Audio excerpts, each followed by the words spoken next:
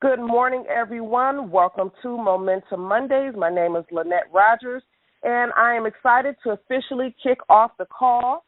I am going to introduce to you a phenomenal woman, someone who is known as a professional coach and a role model, mentor, leader, national speaker, VP of Human Resources in Corporate America, and many others. But she says that her most important titles are wife and mom. She has helped me and hundreds of women across the country become better and stronger. She is the host and the visionary of this call. Good morning, Miss Jill Green. Are you out there? Good morning, Lynette, and thank you so much for that introduction. And, folks, I want to say good morning, and good morning to you. Welcome to Momentum Mondays. Again, I'm Jill Green, the host of this call that's designed to wake you up, shake you up, take you up to new levels in your life, career, business, and your dreams. Now, who is this Momentum Monday broadcast for?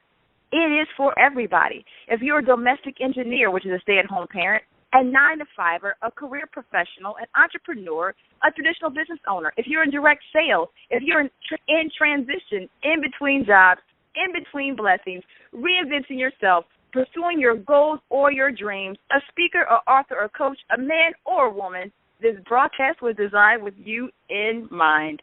And I'd like to also introduce to you a few of my amazing co-hosts. First up, we have Mr. Bishop Dickie Robbins. He's the pastor of Life in Christ Cathedral of Faith Ministries, the CEO of Dickie L. Robbins Ministries, all the way from Chester, Pennsylvania, which is right outside of Philadelphia. Say good morning to Bishop Dickie Robbins. Good morning. Good morning, Jill Green, and all of our callers on Momentum Monday.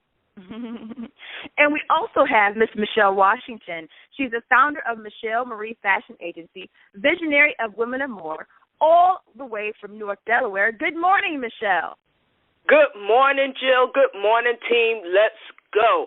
Woo!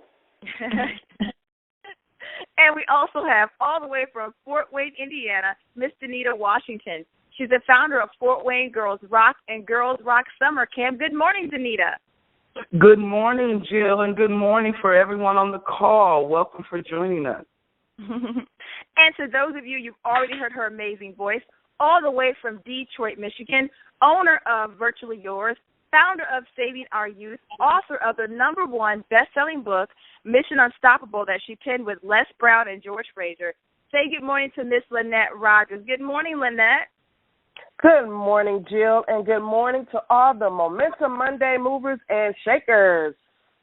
So glad all you guys joined us, and we're going to be right here every single Monday morning to make sure that your Mondays will never be the same.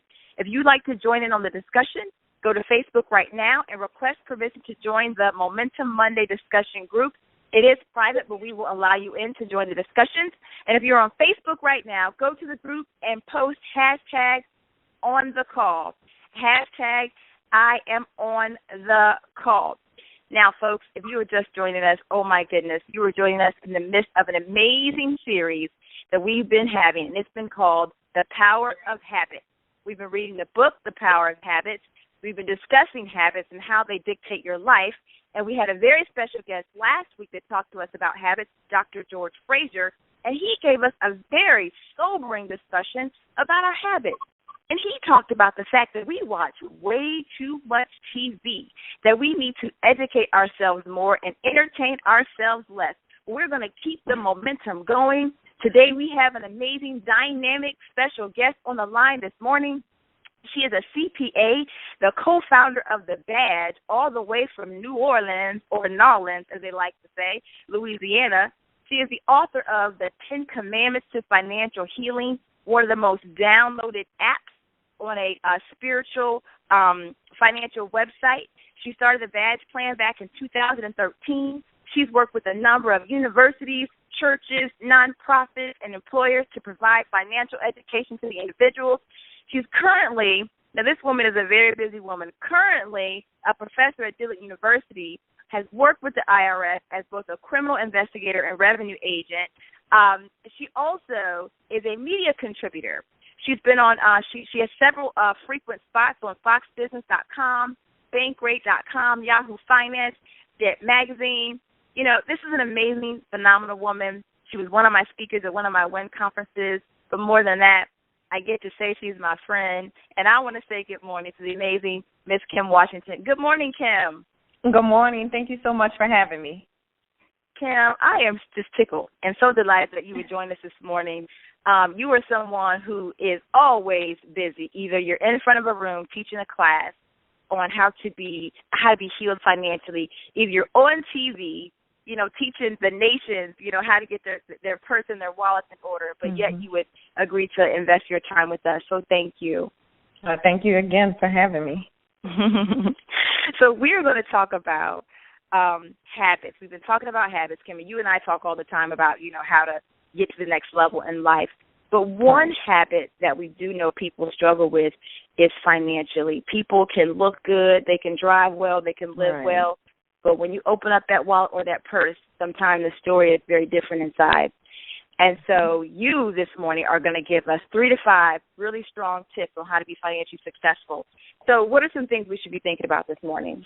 I like what you say in the introduction, just basically saying that sometimes we can look good on the outside, but when we open up the wallet, if we look at our bank accounts, or if we look at just our retirement account, our kids' accounts, whatever, we don't have anything to show for it. And I wrote an article some time back, and I said that is your Gucci wallet running on empty? And I'm saying about all of the people, and including myself, because I was in that place too, where I brought all of these things, but I wasn't minding my money. So this morning I want to share with you a couple of different tips, just kind of short and easy tips that can help you develop better financial habits.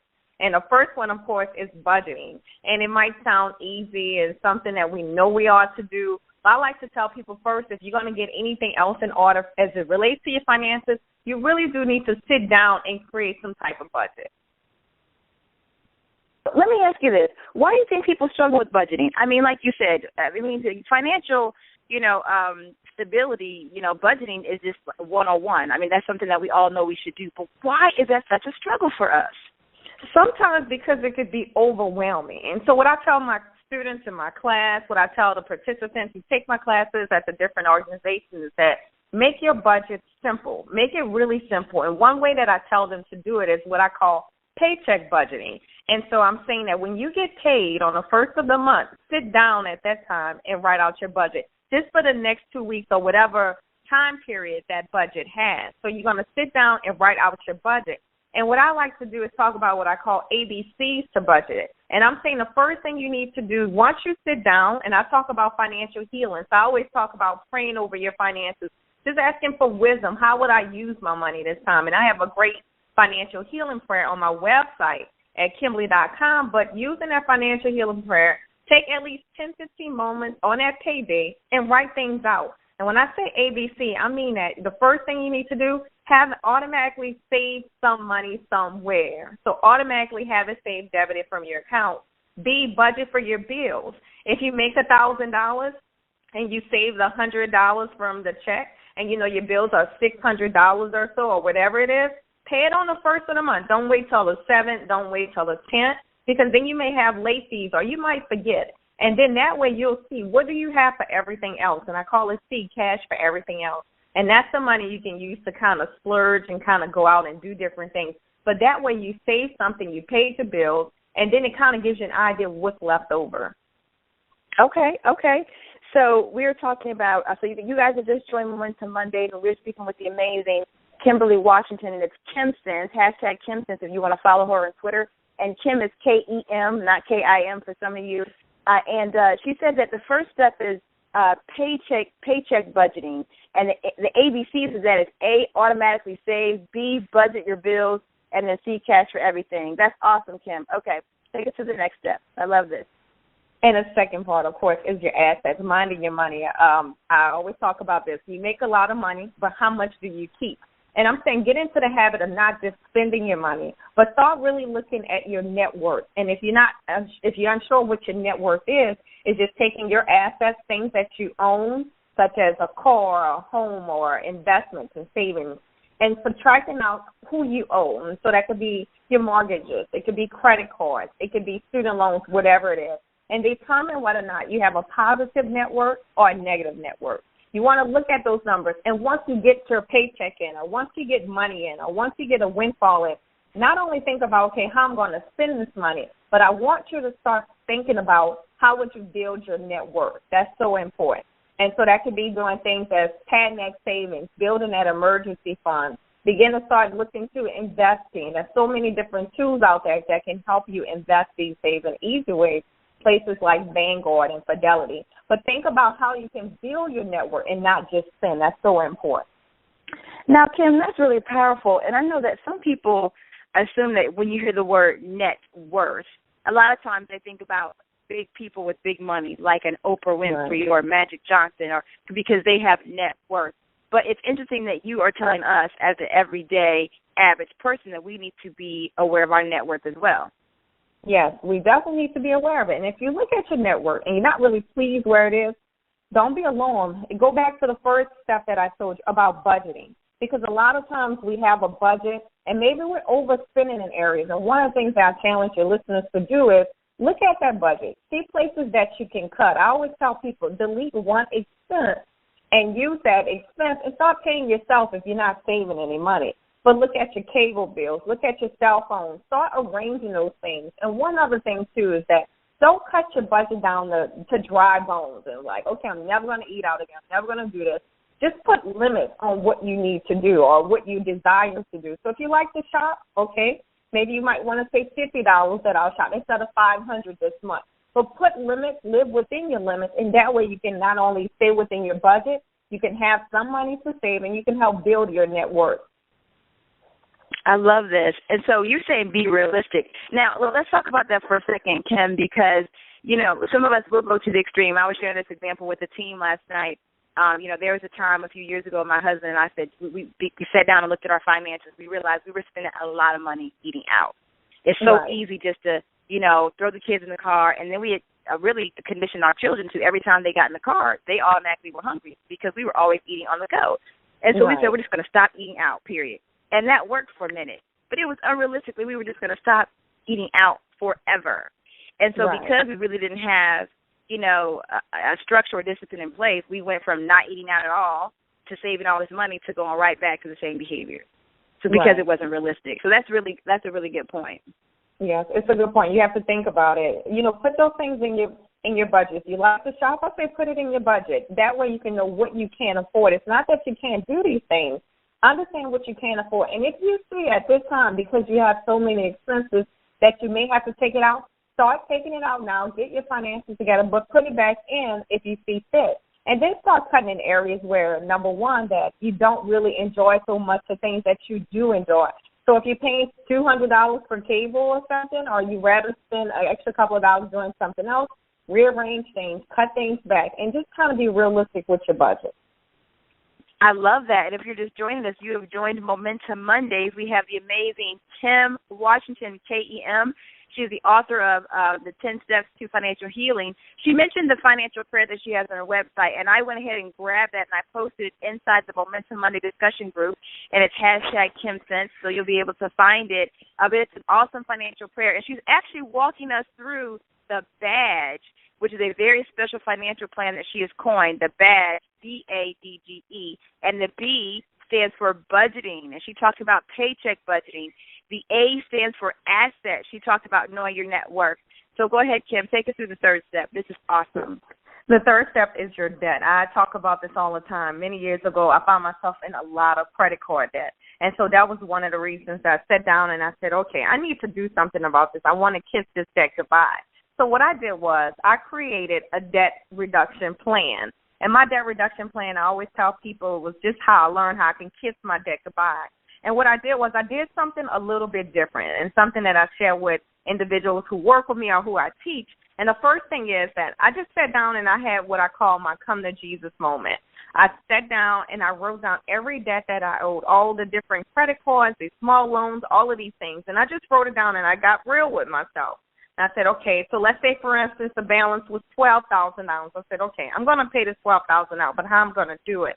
Well, one of the things I didn't want to do, I didn't want to reduce my budget into bare bones again. So I decided that what I'll do is I'll find different ways to create additional income. And that could be a small business. That could be selling off things. That could be adjusting your budget. That could be many different things. But I said I'm going to commit $1,000 each month for the next 12 months to pay this debt down. And that's exactly what I did. So some of the things I'm telling you guys, if you are in debt right now, sit down, write out the debt, decide how many months you want to take in order to reduce this debt or eliminate it. Then what you're going to do is divide it by those number of months and use that amount each month, that monthly amount, and you attack the debt that way. But think of different ways that you can earn additional money so that your budget stays intact and that the extra money that's coming in, you're going to apply to debt. But keep in mind, though, use that extra money to apply to debt. Sometimes if we use extra money for other things, then we're still in debt. And make certain that you're saying no to debt throughout the process, too, as well. That's really, really good. Folks, I want to remind you, too, we always have the after call, and Kem has graciously agreed to hang on for a few more minutes in the after call, and that's where you get to, live ask questions or comments. So this is really, really good. We're talking about the bad. B is for budget, A is for assets, and 3 is for debt management, and she's talking us through reducing your debt. I love how you talk about having a come to Jesus meeting. That means look in the mirror and keep it real with yourself. And I love how you talk about creating additional income. Let's pause for a second on that because that sounds great. I'm thinking about some of the listeners who might be saying, listen, I'm already, a single parent with a job and kids and just really, really, stretched for time. So how does that come into play for someone who wants to create a debt reduction plan, who needs additional income, to create this plan, but they just don't have the time? I'd say first get creative and then look where you are right now. And the reason why I say that is, let's say, for instance, if you're working at a place, if they're offering overtime, look over there. Or if you're working at a place, let me give an example. I had a guy who needed additional income to get out of debt. Well, he was working at a restaurant so that he was an accountant or whatever at a restaurant. And so he needed additional money. Well, the restaurant he spoke with them, they actually was able to put him on at another restaurant where he can do bartending according to his schedule, but help to get additional money. I have another guy who goes to church with me, and he needed additional money. So on Sundays while he's at church, he actually drives the church van and makes additional money. So you just really got to get creative. Look at right where you are right now. Look at opportunities. Creating an income doesn't necessarily mean that you have to go and commit yourself to a number of more hours. You just need to sit down, kind of look and see what your passions are, look and see what's around you, different opportunities, see if someone needs help maybe online, but really, really get creative and find more ways. And if you're a self-employed individual, find more ways to grow your business. Just find that extra income because it's definitely needed. That is awesome. What I really hear you saying is, Kem, there are no excuses. There are no excuses. I love that you didn't budge, and the reason why I brought that up is because, that's what we'll do. We'll say, oh, well, wait a minute, I just don't have time, but I want to get out of debt. And you're saying there are no excuses. If you want to get out of debt and get your money right, you will find a way. That's what I hear you saying. You will find a way. You will wake up an hour early if you need to, maybe do work each morning, whatever it is. And that's something that I talk to about a lot of times because it's something that I did. I'm a writer. I woke up just a little bit earlier, started doing my day, started doing my writing, whatever it is. I'll go to bed just a little bit late. There's something in all of us that we have that we can create additional income. We can also save our money and start looking at real estate. There's just so many different ways if we educate ourselves. But if we educate ourselves, discipline ourselves, there is a way to do these things. I love it. All right, so we've talked about B, budget, 2, your assets, D, your debt. Take us to number 4. Okay, and for the last one, I just combined the badge at the end with the goals and earnings, and I just talked extensive about earnings. Make sure that you find different ways to increase your earnings, and that could be also consider whether or not you need to go back to school. It could be if you're going to sell things, if you're going to build that side business, whatever it is, and really pray and think on it, and ask God to help you too as well. But really find different ways where you can have those additional earnings. And, of course, make sure that you have some financial goals. I remember at the beginning of my financial journey, I would write out my budget. But another thing I did, I also wrote out what I call an inspirational budget. And I said, okay, well, this is what my budget will be without credit card payments, without these things. And I used that budget, and I just placed it right there on my refrigerator. And I kept looking at it, and I kept looking at it. And at the time, my reality, my budget that it was, became the budget I wanted it to be. So write out those goals, put them somewhere, start declaring each and every day over your finances, and things will turn around. But you definitely do want to have your financial goals in place. Oh, man, Kim, that is wonderful, an inspirational budget. Now, I want to pause for a second because I want to dig more into that. I've never heard that term, but that's amazing. If you're just joining us, you have joined Momentum Mondays, and we are in the midst of an amazing discussion with Ms. Kimberly Washington, #KimSense, if you want to follow her. I just posted inside the Momentum Mondays discussion group the financial healing prayer. That's absolutely amazing. And she's walking us through her badge. If you want to have your finances together, you should wear the badge. And B is for making sure you have a budget. She broke down the 2-week paycheck budget. A is for, knowing your assets. What is your net worth? And then the D is debt. Create a debt reduction plan. There are no excuses, ladies and gentlemen. If you need to earn additional income so you can create that plan, get creative. And then the G and E are combined for goals and earnings. Get creative, sell things, educate yourself. Maybe you need to go back to school. And then, of course, make sure to identify your financial goals. Now, Kim, it is 7:51, so technically we will be wrapping up right now at the end for our Momentum Monday call. So for those of you who need to jump off, which is the holiday, so maybe you don't, we understand. But we're going to go ahead and transition into our after call. So this is where you have an opportunity to hit *6, and you'll be able to ask a question if you like. Lynette will get us ready for that. And our co-host on the line, you also now get a chance to participate with Ms. Kem Washington. So just real quick, to our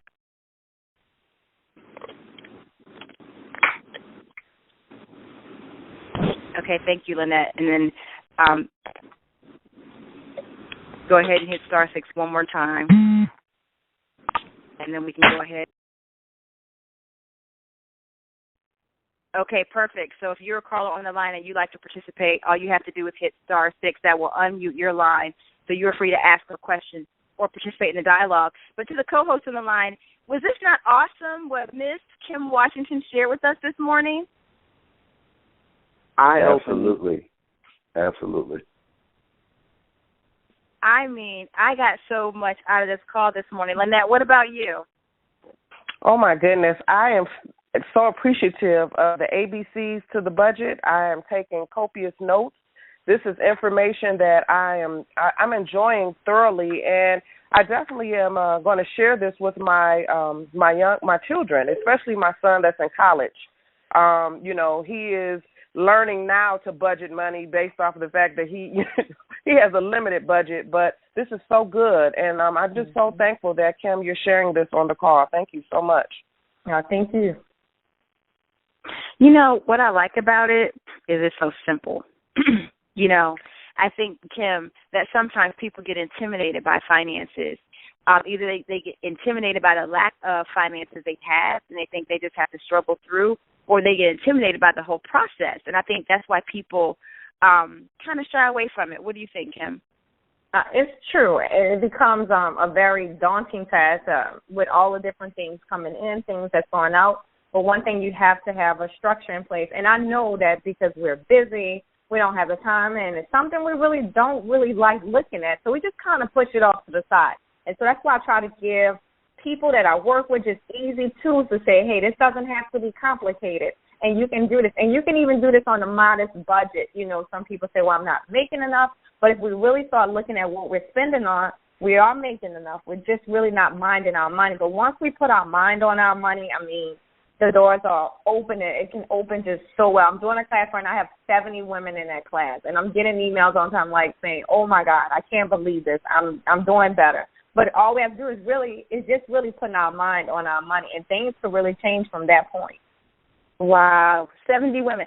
I love that. You said you got to put your mind on your money, and that's really interesting because it really is where you put your mind. What you're saying is where you put your focus, right? Right.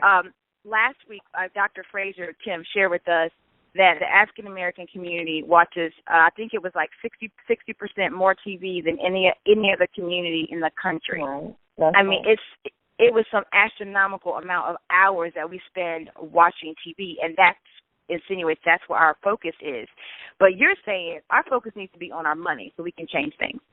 And something, you just said it, and especially in the African-American community, we're less likely to be financially literate, meaning that we don't understand finances, and we can actually do something about that. We can sit down and take the time out to learn more about finances. And because of that, too, as well, we have the lowest net worth.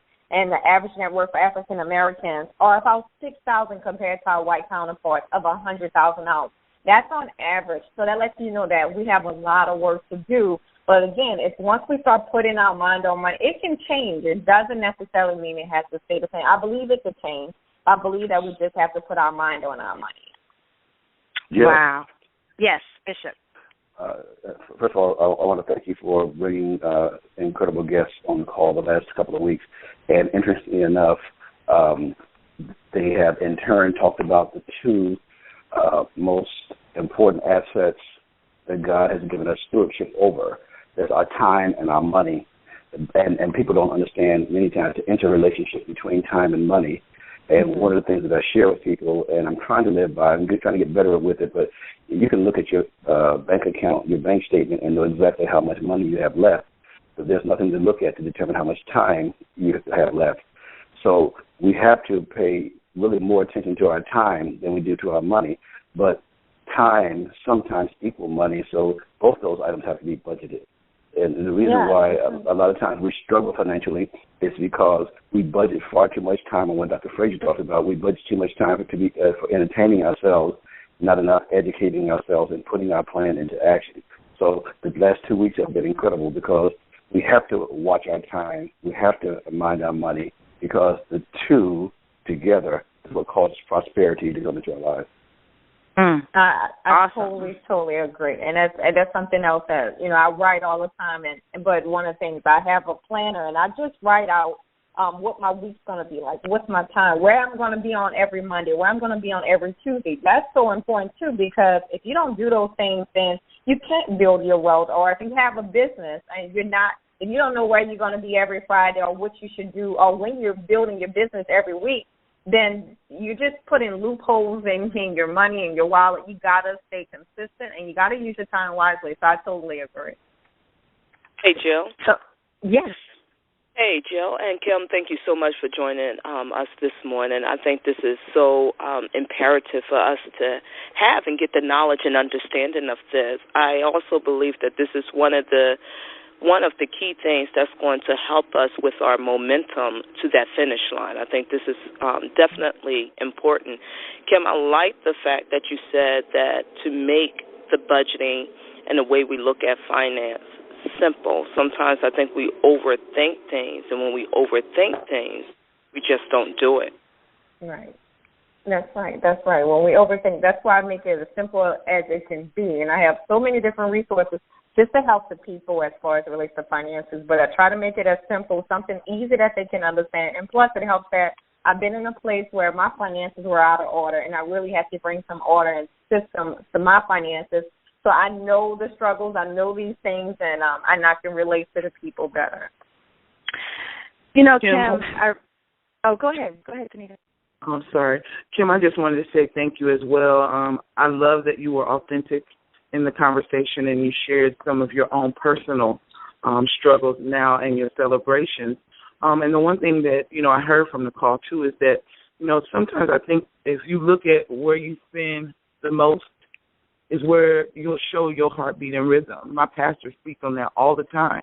What you invest in the most, look at your ATM receipts and your checkbook at the end of the month, and that will tell you what's important, what's a priority for you.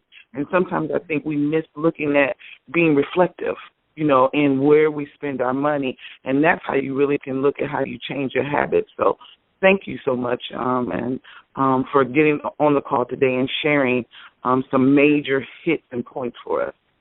And thank you. And one of the things, too, that I don't want to leave off, too, as well, is I teach the students. I have a class, the 10 Commandments of Financial Healing, that I do in New Orleans, and I talk about tithing. I talk about tithing in my books. I talk about tithing a lot, and I say that, being good stewards of our resources. And I believe it starts with tithing. And I also believe that if you're in a place that you just really can't afford to tithe, I help people look at their budget, cutting things out that doesn't make sense, getting them on the right track. But I believe that's a great foundation to get your finances in order, because God does require us to be better financial stewards. So I do talk about that too as well.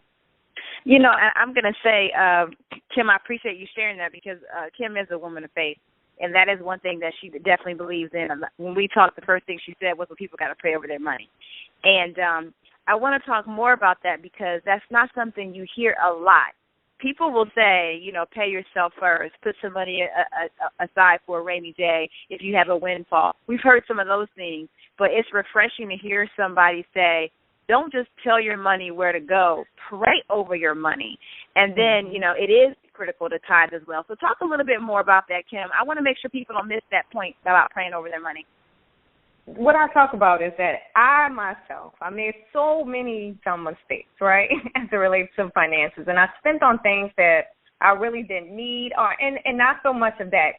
I just spent I was very unwise as it relates to my finances. And so I knew I needed a financial healing. That's the book, The 10 Commandments of Financial Healing. I needed that for myself. And so I actually did a lot of these things I wrote that out for myself because I needed some type of system. But I started off with that financial healing prayer that I shared. Well, it didn't look as pretty and cute as what you have posted in a Facebook group, but it was something that I really took time out in the morning, and I really wrote out each scripture, and I'm like, God, I need help. Help me with my finances. I really need it. And I found different scriptures. So it started there for me. And so now it starts there for others, but that was written for me through God, that God is allowing me now to share with others. But I really asked God, hey, help me with this. And he did. And one of the important things that I want to say is one of the questions that I got in one of my classes, a lady asked, well, hey, I'm tithing and the rest of my finances are still out of whack. And I said, I'm glad you brought that up, because that's important. One of the things, too, that I share with them that I've shared today is that we can't just tithe and think that, okay, God, you take care of the rest, you know, I'm going to do whatever else. No, God is calling us to be a good steward, not over the 10%, but the 90% as well. So, yes, you tithe. Now it's time to get to work. Okay, how am I budgeting? Am I investing wisely? Am I putting money out? I'm taking money out of my kids' mouth. I'm putting money in different places. Am I making these corporations rich? Am I really minding my money? Am I living beyond my means? Is my housing too expensive? That's the kind of questions we have to ask. So tithing, that's our starting point, but that's not where it ends. It begins that's when we begin our work. And I think that's when God will bless us in the finances. And so I think that's so important to tell people that you don't just tithe and sit back. Now we tithe, and I'm looking at all these 5 key principles with everybody and saying you need to do your budget. You need to grow your money, because that talks about in the Bible that God expects us to invest. There are different passages that talk about he don't want us to live a lifestyle with a lot of debt. So we need to get out of debt. We need to make better financial decisions. So it requires a whole 100%. And I think that's so important, and no one can miss that. I love that. I love that you're calling us out and you're saying action is required, right? It's just like you can't say a prayer and walk away and just, you know, say hocus pocus, I hope it happens. I mean, you pray over that money, you tithe, you know, your money, but then there's still actions required. You still have to be a good steward over your finances. You still have to have a budget. And I love how we talked about earlier, budgeting your time and your money. Both of those are really critical. I love that. So, Michelle, do you have anything else? Because I'm going to go to the lines and see if we have any guests on the line or any of our callers who would like to ask a question or say anything. And then, Kim, we're going to wrap up with you talking a little bit more about the inspirational budget. I'm really want to hear more about that. Okay. Jill? Yes. I just one more observation. You know, everybody knows that I'm a pastor, so it's refreshing to hear Kim talk about the need to tithe and be a good steward over the rest. But one of the things that I stress, first of all, anybody who said they can't afford to tithe, that's a cop-out. You can't afford not to. And the fact is, if you cannot live on 90% of what you earn, you can't live on 100%, because stewardship is the issue. Irresponsibility is the issue. In fact, if we tithe off the top and give God his, it could make us more mindful of the 90%, and our focus then can be on making the 90% go the maximum distance. So my final response is, you can't afford to rob the person who makes it possible for you to earn the 100%. I like Absolutely. that. I actually wrote that. You can't afford not to, and that's right. I agree. That is awesome. Thank you, Bishop, for sharing that. You can't afford to rob the person who's giving you that 100%. To my co-host, any other comments before we take it to the lines? And this is the chance for our callers. If you have a comment or you have a question for our amazing guest, this is the time where you can star 6 yourself and ask your comment or your question. And then we're going to wrap up with Ms. Kem Washington talking a little bit more about the inspirational budget. Co-host, anything else before we go? Nothing from me, Joe. I think we want to hear from the callers. Awesome. We have any callers this morning who have a question or a comment and want to participate? If so, hit *6, and that will unmute your line. I'm getting inbox messages from a few people saying they're at work, which is totally fine. So, Kim, now can you break down this inspirational budget? I love this because it's like it's forward thinking. I deal with goal setting and stuff all the time, and I'm always talking about vision mapping and goal mapping. But this sounds very similar, the inspirational budget. So what I say with the inspirational budget, I'm saying, and I wrote an article and it said, let your budget inspire you. And so I'm saying not only to budget, but sit down and write what you expect or what you want your budget to be. And so I did this for a time, and what I did was I didn't want any credit card debt, and today I don't have any credit card debt.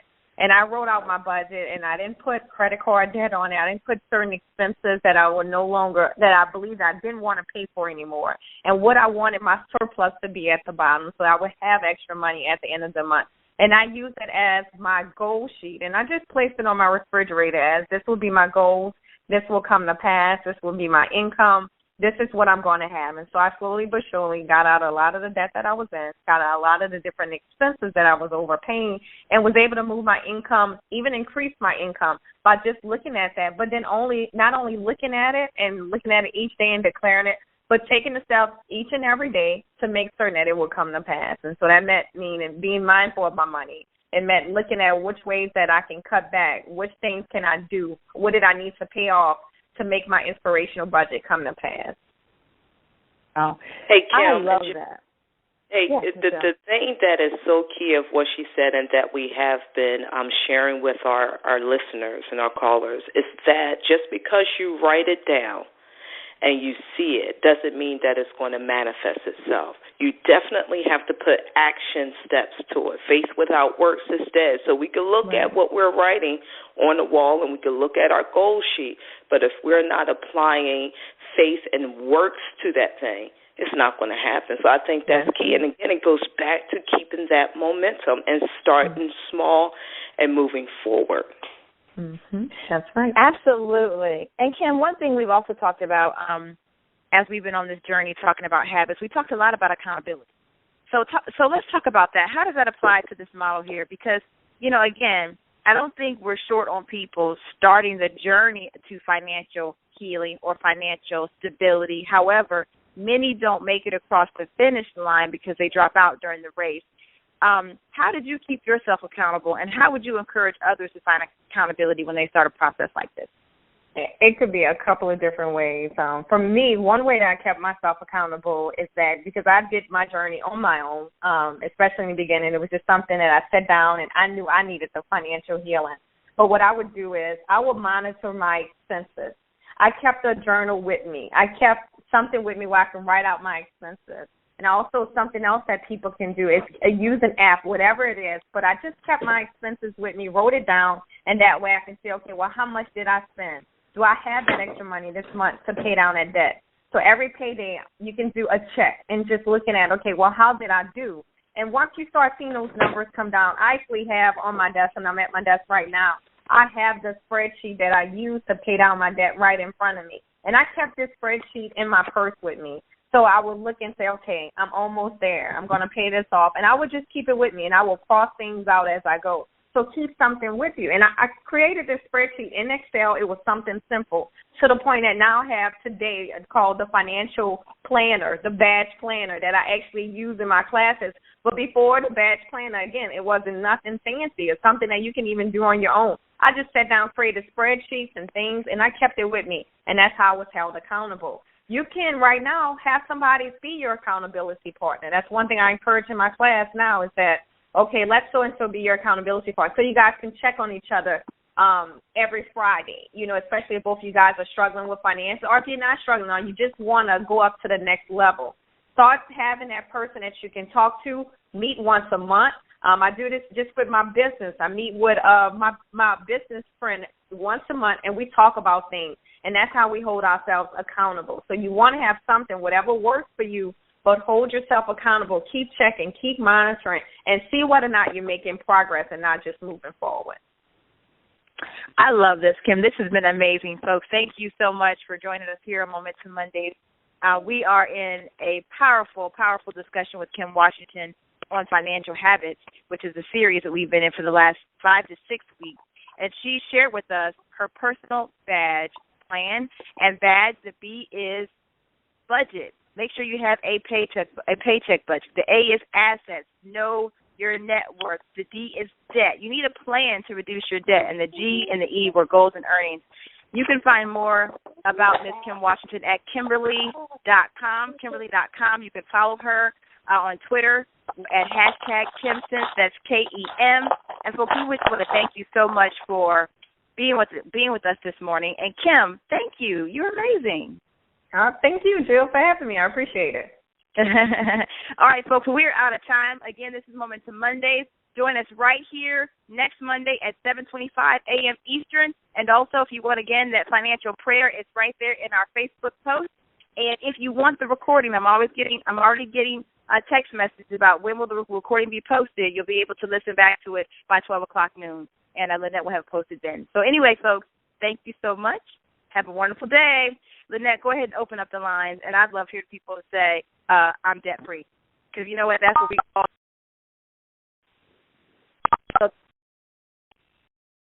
I'm debt-free. I'm debt-free. I'm debt-free. Yeah. Awesome. I'm debt-free. Let's go. Thank you.